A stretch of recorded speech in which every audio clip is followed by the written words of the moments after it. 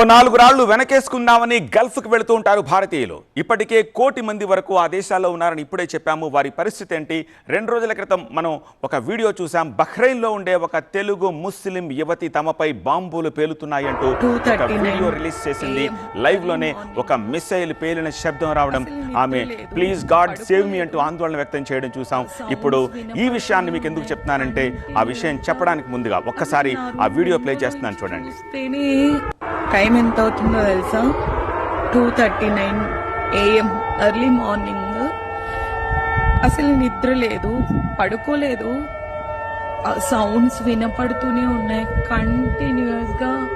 అసలు నా రూమ్ విండోలో నుంచి చూస్తేనే కనిపిస్తున్నాయి అనమాట. ఇంకెలా నిద్ర వస్తుంది? అసలు ఇంటర్సెప్ట్ చేస్తున్నారు, బట్ టైం పడుతుంది. చూడండి గాయస్, ఇక్కడ మా ఇంటి ఇది దగ్గర. మా అల్లా అల్లా, గాడ్ గాడ్ ప్లీజ్. టైం ఎంత అవుతుందో తెలుసా? చూశారుగా, ఆ రోజు ఆ వీడియో చూస్తున్న చాలామందికి భయం వేసింది. ఓ పక్క నుంచి మిసైల్ ఎగురుతూ ఉంటే, కింద పడి పేలుతూ ఉంటే, ఆ శబ్దం వినిపిస్తూ ఉంటే, సైరన్లు మోగుతూ ఉంటే, సో ఆ అమ్మాయి పరిస్థితి ఏమిటి? ఆ ముస్లిం మహిళ ఇప్పుడు ఎలా ఉన్నారు? ఆమె గురించి చాలా ఎంక్వైరీ చేశారు. ఆ వీడియోని 6.5 మిలియన్ల మంది చూశారు. ఆమె పరిస్థితి ఏమిటి స్వయంగా తెలుసుకుందాం. ఆమె పేరు జాను. ప్రస్తుతం ఆమె మనకి బహ్రెయిన్ నుంచి లైవ్లోకి సిద్ధంగా ఉన్నారు మాట్లాడేందుకు. Okay, let's talk to her. Janu, ఎలా ఉన్నారు? నా మాట వినిపిస్తుంది మీకు?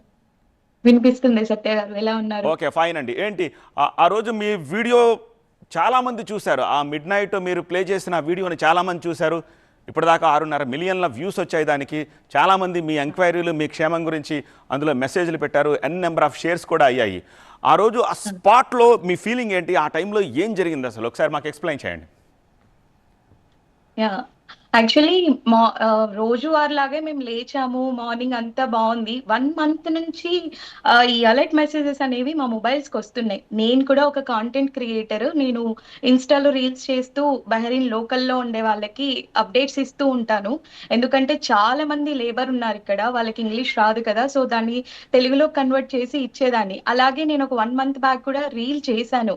ఇలా అలర్ట్ మెసేజెస్ వస్తున్నాయి మన మొబైల్స్కి, మీ అందరికి కూడా వస్తున్నాయి కదా, ఇది దేశంలో ఎప్పుడైనా ఎమర్జెన్సీ ఉన్నప్పుడు ఇలా అలర్ట్ మెసేజెస్ వస్తాయి అని చెప్పాను. ఆఫ్టర్ 1 మంత్ తర్వాత సాటర్డే మార్నింగ్ ఎగ్జాక్ట్లీ 11:28కి మాకు ఒక అలర్ట్ మెసేజ్ వచ్చింది. ఎప్పట్లాగే అది మాక్ టెస్ట్ అనుకున్నాము, బట్ కాదు, సివియర్ అని చెప్పేసి ఉంది. అండ్ అరబిక్ లో పైన ఉంది, కింద ఇంగ్లీష్ లో ఉంది. సో ఎలా రాస్తున్నారంటే, హజార్డ్ ఇది, మీరందరూ చాలా సేఫ్ గా ఉండాలి అన్నట్లు అలారం వచ్చేసింది, అలా అలర్ట్ మెసేజ్ వచ్చింది. దెన్ ఒక 5 మినిట్స్ లో, మా హస్బెండ్ లేరు ఇంట్లో, నేను చిన్న పిల్లలతో ఉన్నాను. ఒక 5 మినిట్స్ లో, విత్ ఇన్ అలర్ట్ మెసేజ్ వచ్చిన 5 మినిట్స్ లో సడన్ గా చాలా పెద్ద బ్లాస్ట్, ఏదో ఇంటి పక్కన ఏదో పడిపోయింది అన్నంత రేంజ్ లో బ్లాస్ట్ జరిగింది. పిల్లలు ఇద్దరు వచ్చి నన్ను హగ్ చేసేసుకున్నారు. నేను కూడా చాలా భయపడ్డాను, ఎందుకంటే మా బిల్డింగ్ షేక్ అయింది. ఓకే, ఏ టైం అయింది ఆ టైం? ఇది జరిగినప్పుడు ఈ సమయం ఎంత? Morning 11:35 exactly around. So husband కూడా బయట ఉన్నారు. నేను చాలా భయపడిపోయాను. తను బయట వస్తున్నారు, బయట ఏం జరుగుతుంది, బిల్డింగ్ షేక్ అయింది కదా, నేను బిల్డింగ్ నుంచి పిల్లల్ని తీసుకొని బయటికి వెళ్ళిపోవాలనా, లేకపోతే లోపలే ఉండాలా, ఏం అర్థం కాని సిచ్యుయేషన్. అసలు బయట ఏం జరిగింది, ఏం బ్లాస్ట్ అయింది కూడా తెలియదు. సో న్యూస్ వెతికితే అప్పటికి ఇంకా అప్డేట్ రాలేదు న్యూస్ ఛానల్స్ లో. దెన్ హస్బెండ్ వచ్చారు. హస్బెండ్ చెప్పారు నాకు, బయట ఏదో ఎక్స్ప్లోషన్ ఉంది, సో మనం బయట ఉండాలా లోపల ఉండాలా నాకు కూడా తెలియదు అని. పిల్లల్ని తను తీసుకున్నారు. నేను అప్పుడు రీల్స్ చేయడం స్టార్ట్ చేశాను. సో ఆ చేశాను. సమయంలో you realised that it is war, ఇది వార్ అని చెప్పి రియలైజ్ అయ్యారా, లేకపోతే వేరే ఏదైనా అని చెప్పేసి అనుకున్నారా? నో, అప్పటికి వార్ స్టార్ట్ అయింది అని అసలు తెలియదు, ఐడియానే లేదు. అంటే నేను కొన్ని యూట్యూబ్ ఛానల్స్ ఫాలో అవుతూ ఉంటాను. అందులో హెచ్డి రవి అని అతను చెప్పారనమాట, ఇలా ఓకే, మీరు మిడ్ నైట్ రిలీజ్ చేసిన వీడియో గురించి చెప్పండి. మిడ్ నైట్ ఆ రోజు మార్నింగ్ కొద్దిసేపు బ్లాస్ట్ అయింది. దెన్ మేము రియలైజ్ అయినాం ఏంటంటే, ఇది యుఎస్ ఎయిర్ బేస్ పైన పడుతున్నాయి, సివిలియన్స్ కి ఏం కాదు అని చెప్పేసి అనుకొని మేము కూడా కొన్ని గ్రాసరీస్ తెచ్చుకుందామని బయటకు వెళ్ళాం. అంతా బాగుంది, ఈవినింగ్ అంతా బాగుంది. అప్పుడు కూడా రీల్స్ చేశాను. ఇంటికి వచ్చాము, పిల్లల్ని తీసుకొని ఇంటికి వచ్చేసాము. ఇంటికి వచ్చిన తర్వాత నైట్ 11:40కి group of missiles or what drones ఏమో తెలియదు. స్కైలో మేము మా విండోలో నుంచి చూస్తుంటే చాలా గ్రూప్ ఆఫ్ మిజైల్స్ స్కైలో కనిపిస్తున్నాయి. అక్కడే ఇంటర్సెప్ట్ చేసి వాళ్ళు బ్లాస్ట్ చేస్తున్నారు. సో ఇంకా full on siren and mobiles కి అలర్ట్ మెసేజెస్. పిల్లలు ఇద్దరిని నిద్రపిచ్చేసాము.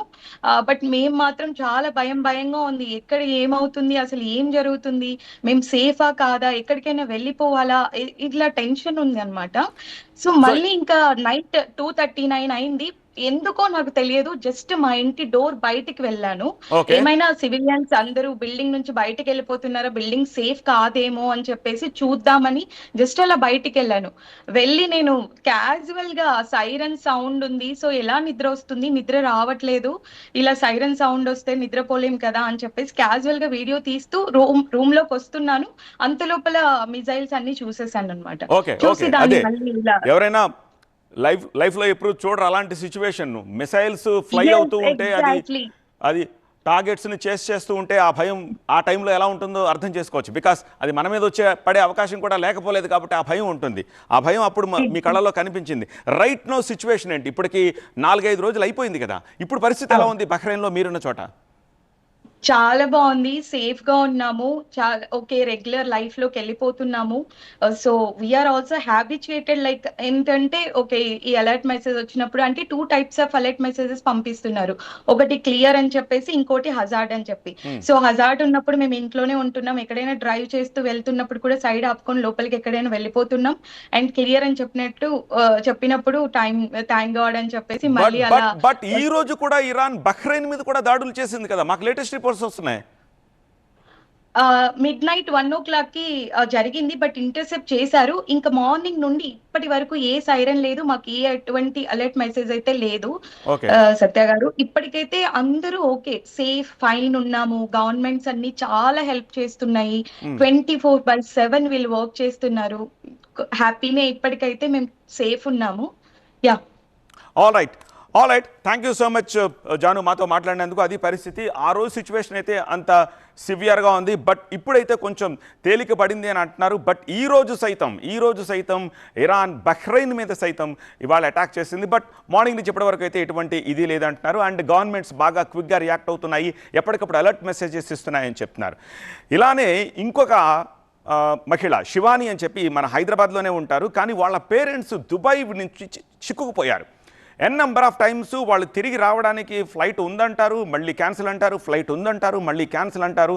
సో ఇప్పటికీ వాళ్ళు దుబాయ్లో ఉన్నారు, కానీ వాళ్ళ గురించి ఇక్కడున్న పిల్లలు ఇబ్బంది పడుతూ ఉన్నారు, ఏమవుతుందని టెన్షన్ పడుతూ ఉన్నారు. శివాని మనతో లైవ్లో జాయిన్ అవుతున్నారు. వాళ్ళ తల్లిదండ్రులు దుబాయ్లో నిలిచిపోయారు కాబట్టి అక్కడి నుంచి వారిని రప్పించేందుకు ఏం చేయాలో అర్థం కావట్లేదు. వాళ్ళు TV9ని రీచ్ అయ్యారు. సో ఆ అమ్మాయితో కూడా మాట్లాడే ప్రయత్నం చేద్దాం. శివాని, ఏమిటి situation right now?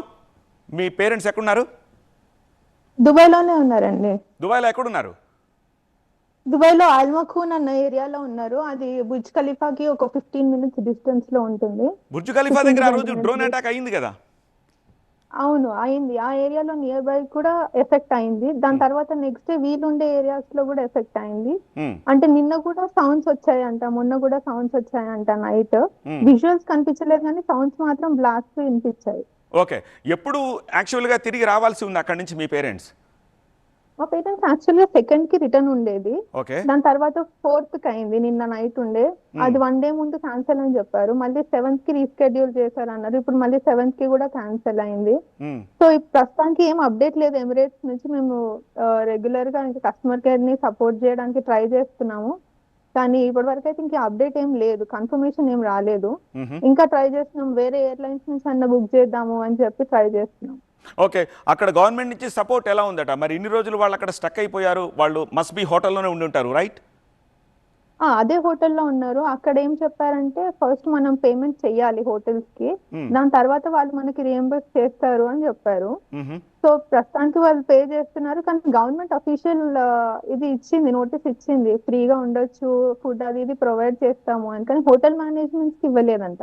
So hotel managements ఏమంటున్నారంటే ఫస్ట్ మీరు పే చేయాలి, దాని తర్వాత మీరు క్లెయిమ్ చేసుకోవచ్చు అని చెప్పి. ఓకే, ఒక 2 days బ్యాక్ సింధు కూడా, షట్లర్ సింధు సైతం దుబాయ్లో చిక్కుకుపోయింది. తన ఇంగ్లాండ్ బ్యాడ్మింటన్కి వెళ్ళాల్సింది, వెళ్ళలేకపోయింది. ఒక 2-3 days తర్వాత somehow she managed and she came back to India. But కొద్దిమంది రాగలిగారు, కొద్దిమంది మాత్రం ఎందుకు అక్కడ ఉండిపోతున్నారు? మీ పేరెంట్స్ రావడానికి వాళ్ళకున్న అడ్డంకి ఏంటట? తెలీదండి. గవర్నమెంట్ అక్కడ ఇప్పుడు పివి సింధు వచ్చిన రోజే ఇంకో ఎమ్మెల్సీ గారు కర్ణాటక ఎమ్మెల్సీ గారు కూడా ఒకరు వచ్చారు. అతను కూడా చెప్పాడు కదా, అక్కడ ఇంత దుబాయ్ అథారిటీస్ హెల్ప్ చేస్తున్నాయి కానీ ఇండియన్ ఎంబసీ వాళ్ళని కాంటాక్ట్ అవ్వడానికి నేను కూడా ట్రై చేశాను యాక్చువల్గా మా పేరెంట్స్ విషయంలో. అది అసలు వెబ్సైట్ అసలు వర్క్ చేయట్లేదు. వాళ్ళ కాంటాక్ట్ ట్రై చేస్తాను కాల్ చేయడానికి, అది కూడా అవ్వట్లేదు. సో ఇంత అక్కడ వాళ్ళు కోఆపరేట్ చేస్తున్నట్టుంది కానీ మన గవర్నమెంట్ కొంచెం నాకు ఎందుకో అంత కోఆపరేట్ చేస్తున్నట్టు అనిపించట్లేదు. మీరు ఇండియన్ ఎంబసీని కాంటాక్ట్ చేశారా? ఇండియన్ ఎంబసీని కాంటాక్ట్ చేశారా? చేయడానికి ట్రై చేశాను, వాళ్ళ వెబ్సైట్ అసలు ఓపెన్ అవ్వట్లేదు, కాంటాక్ట్ కనెక్ట్ అవ్వట్లేదు. ఆ ఎమ్మెల్సీ అన్న గారు కూడా అదే మెన్షన్ చేశారు, అతను కూడా ట్రై చేశారని. నాకు ఎంత కాంటాక్ట్స్ ఉన్నాయి కాబట్టి నేను ఇది ట్రై చేసి నేను రాగలిగాను. కానీ అక్కడ నా లాంటి సిచ్యువేషన్ లేని వాళ్ళ ప్యాసింజర్స్ ఎట్లా అని చెప్పి అతను కూడా క్వశ్చన్ చేసినట్టున్నారు. ఓకే, ఇప్పుడు మీ పేరెంట్స్ తోటి మీరు టచ్ లోనే ఉన్నారు. They are safe now? Right now they are safe, but చెప్పలేమండి నైట్, ఎందుకంటే అక్కడ మనకి దుబాయ్ న్యూస్ ఏం బయటికి రావట్లేదు. ఎందుకంటే నేను మొన్న చూసినప్పుడు కూడా న్యూస్ లో అక్కడిక్కడ చిన్న బ్లాస్ట్ యుఎస్ కాన్సులేట్ మీదనే అటాక్ అయిందని చెప్పారు, కానీ అట్లా లేదు. ఇంకా వేరే ఏరియాస్ లో కూడా వీళ్ళ దగ్గర బ్లాస్ట్ అవేవి న్యూస్ లో రావట్లేదు నేను చూసినప్పుడు. సో ఆ దుబాయ్ నుంచి బయటికి న్యూస్ ఎందుకు రావట్లేదో నాకు అర్థం కావట్లేదు. ఎందుకంటే అక్కడ అంతా సేఫ్ ఉంది అది ఇది అని చెప్పి సోషల్ మీడియాలో పెడుతున్నారు, కానీ అట్లా లేదు సిచ్యువేషన్, అక్కడ చాలా వర్స్ట్ ఉంది. All right Shivani, tell them to be safe. ఎలా అయినా అక్కడి నుంచి తొందరలోనే వాళ్ళు తిరిగి వస్తారని చెప్పేసి ఆశిద్దాం. ఎందుకంటే దుబాయ్ నుంచి యాక్చువల్గా ఫ్లైట్స్ మళ్ళీ ఆపరేట్ చేయడం కూడా స్టార్ట్ అయింది. లెట్స్ హోప్ కొంచెం సెటిల్ అయిన తర్వాత వాళ్ళు తిరిగి వస్తారని చెప్పేసి ఆశిద్దాం. Thanks for talking to us. ఇక